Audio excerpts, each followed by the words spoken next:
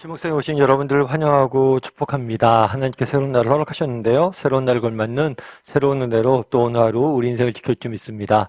오늘은 부사렐과 오홀리압이라는 제목을 가지고 출애굽기 31장 1절부터 11절까지 말씀을 좀 더 살펴보길 원합니다. 우리 3절부터 5절까지 말씀 같이 한번 읽어볼까요? 하나님의 영을 그에게 충만하게 하여 지혜와 총명과 지식과 여러 가지 재주로 정교한 일을 연구하여 금과 은과 노스로 만들게 하며 보석을 깎아 물리며 여러 가지 기술로 나무를 새겨 만들게 하리라. 예. 하나님께서 계속해서 성막을 어떻게 만들지에 대해서 말씀하시죠. 그런 다음에, 부사렐과 오홀리압에게 맡겨서 일들을 감당하게 하라 라고 지명을 내서 일을 맡기십니다. 그럴 뿐만 아니라 이렇게 일을 맡겼을 때 무엇을 주셨다고 그랬어요? 하나님의 영을 충만하게 하여. 달리 말하면 하나님께서 우리에게 어떤 일을 맡기실 때 그 일을 감당할 수 있는 능력까지 우리에게 주셨다라고 볼 수가 있죠. 그러니까 우리가 어떤 일을 할 때 늘 하나님께서 이 일들에 대해서 능력을 주실 것이고 우리를 통해서 일하실 것이라는 확신을 가지고 우리가 좀 사역을 할 필요가 있습니다. 그런데 하나님께서 이렇게 영이 충만해진 다음에 이 부사렐이 한 일이 있어요. 그렇다면 뭘 했을까요?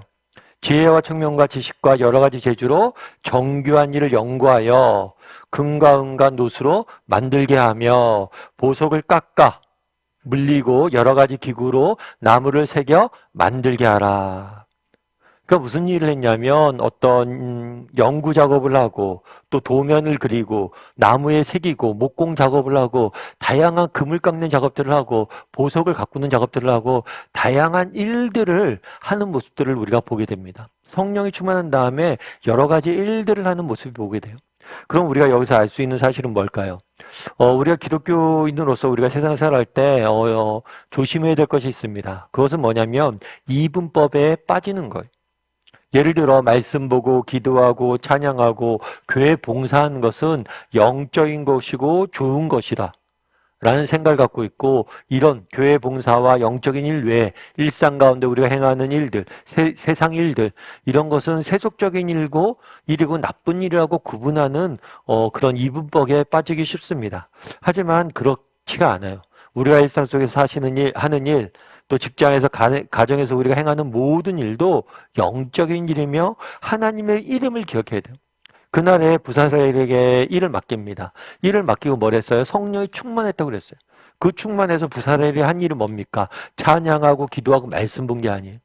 정말 도면을 그리고 정말 도면대로 나무를 자르고 때로는 보석을 깎으면서 일을 했던 거예요. 실을 뜨면서 일을 했던 거예요. 그런 면에서 이 일 역시 하나님의 성령이 부어진 하나님의 이름을 우리가 기억해야 될 필요가 있습니다. 그래서 로렌스 형제의 하나님의 현존 연습이라는 책에 보면 이런 표현이 있어요. 저에게는 일상의 업무를 수행하는 때나 기도 시간이 다르지 않습니다. 저는 부엌의 온갖 번잡함과 거리는 소음 가운데서도 심지어 동시에 몇 사람이 여러 가지 다른 일을 시킬 때에도 마치 무릎을 꿇고 성찬의 빵을 받아든 때처럼 큰 평온 가운데 하나님을 소유합니다. 무슨 얘기예요? 정말 예배 드릴 때, 성찬 예식에 참여했을 때 그 거룩한 성찬을 받아들였을 때와 동일하게 내가 부엌에서 다른 사람 섬기기 위해서 빵을 만들고 음식을 만드는 일조차도, 설거지하는 일조차도 뭐예요? 하나님의 일이다. 동일하게 하나님의 충만한 임재를 경험한다 라고 말하는 거죠. 그래서 우리가 조심해야 될 게 단순히 교회에서 하는 일들, 말씀과 기도와 찬양하는 것 외에도 우리의 일상의 모든 일들은 뭐예요? 하나님의 이름을 기억하고 정말 그것이 중요한 하나님이 내게 맡기신 사명을 기억하고 우리가 감당해야 될 필요가 있는 거예요. 그래서 우리가 주부로서 가정에서 행하는 일들, 직장에서 우리가 하는 직업적인 일들, 이런 게 무의미한 일이 아니에요. 그것도 우리에게 주어진 소명이고 하나님의 일이라는 거예요. 제가 최근에 저희 아는 집사님이 분재하는 작업실을 오픈을 하셨어요. 그래서 제가 한번 가서 봤는데, 저희가 분재라고 하면 비닐하우스나 소나무 이런 것들을 떠올리기 쉬운데, 요즘은 모던 분재라고 그래서 그렇게 소나무 분재하는 게 아니라 다양한 식물들을 분재하는 그런 작업들을 하더라고요. 그래서 제가 하나 사진도 찍어오고 그랬었는데 제가 사진 뭐 찍는 기술이 없어서 이렇게 다 표현할 수 없는데 참 되게 분재를 보면서 제가 굉장히 위로를 많이 받았어요. 정말 아름답고 딱 그 모습들이 너무 이렇게 위로도 주고 또 우리에게 영혼의 쉼도 주더라고요. 그러니까 우리가 하는 일들, 우리의 취미 생활들, 우리의 직업적인 일들, 이런 일들을 통해서 우리가 다른 사람에게 선한 영향을 미칠 수 있어요. 우리 하는 일들을 통해서 다른 사람들의 영혼을 살리고 그들에게 힘을 주고 쉼을 주고 재충전을 줄 수 있는 일들이 있다는 거. 그런 면에서 우리가 하는 일들, 이 일들 자체가 하나님의 일이고 그 일들을 소중히 여길 수 있어야 된다는 거. 제가 예전에 한 번은 의사 선생님과 만나서 이렇게 이야기하는데 의사 선생님이 그런 얘기를 하더라고요. 목사님, 저는 이렇게 의술로서 사람들 섬길 때 이것이 하나님의 일이라고 생각합니다. 그래서 그게 왜 하나님의 일이라고 생각하세요? 목사님, 성경에 보면 하나님은 사랑이라고 이야기되어 있잖아요.